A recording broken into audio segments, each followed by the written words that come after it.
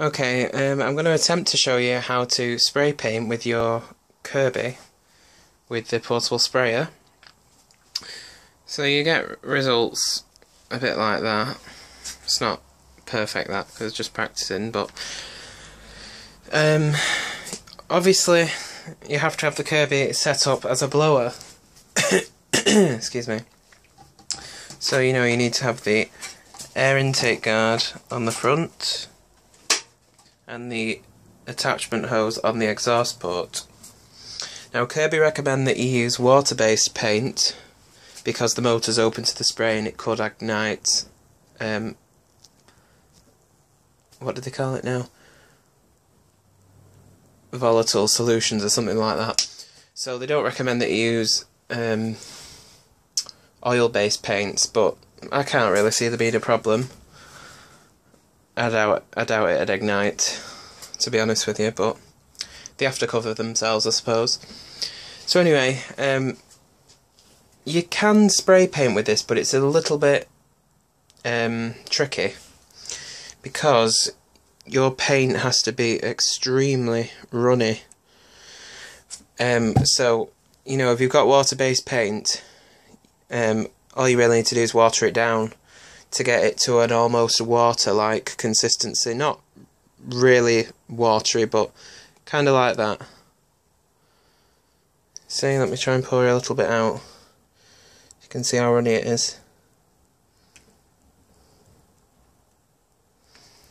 So it's pretty runny compared to what the paint is normally like. So if you've got water-based paint, you can water it down, but obviously that just means that you need to apply more coats.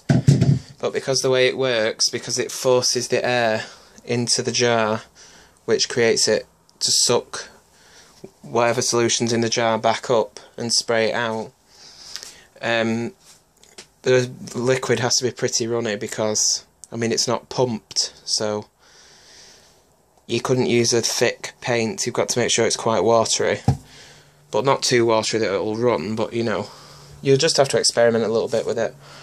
But it is certainly doable, and it's quite fun, I suppose. So if you've got, once you've filled the jar, you need to screw your top gun piece on, and if you've got a G-series, you need to make sure that the spray nozzle jet is in the end. Of course, if you've got a classic series, it doesn't have one of those, so you don't need to worry about that. Make sure that's on tight. There we go. So again, make sure it's set up as a blower. Put your attachment hose into the end. Make sure that the trigger is open to its fullest amount. And we're ready to go. So, of course, keep it pressed in constantly to maximise flow. And it should spray pretty evenly, so I'll try and demonstrate.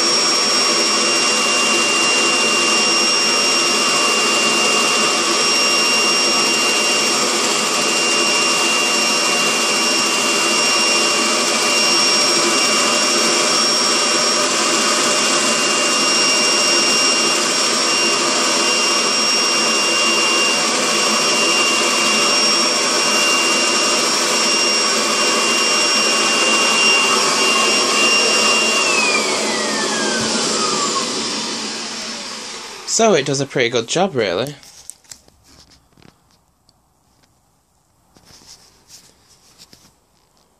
I think it looks quite good. I suppose it's a bit gimmicky using it as a spray painter, but you know, if you haven't got a specific spray painting gun which pumps the paint out of its jar, then the portable spray that comes with your Kirby is pretty adequate. It's quite fun to do, I suppose.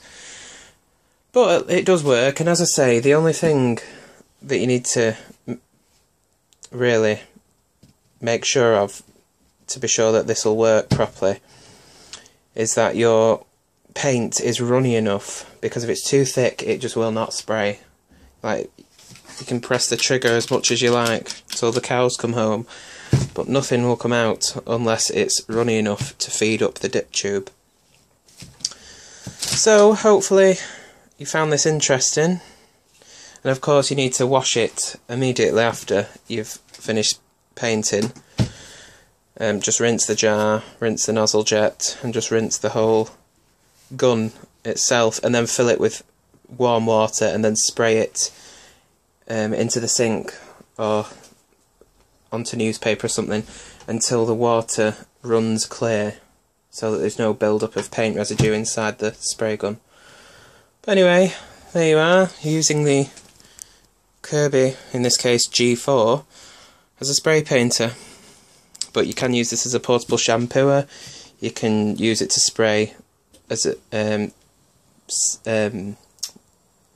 self-mixed window cleaners, or using it as a deodorizer to spray deodorizing solution, or you could use it to spray pre-treatment for when you're shampooing. Whether you use the Kirby shampooer or not, it doesn't really matter, but you could use it as a pre-treatment sprayer. But it's quite useful. So as I say, I hope you found this video interesting, and thanks for watching.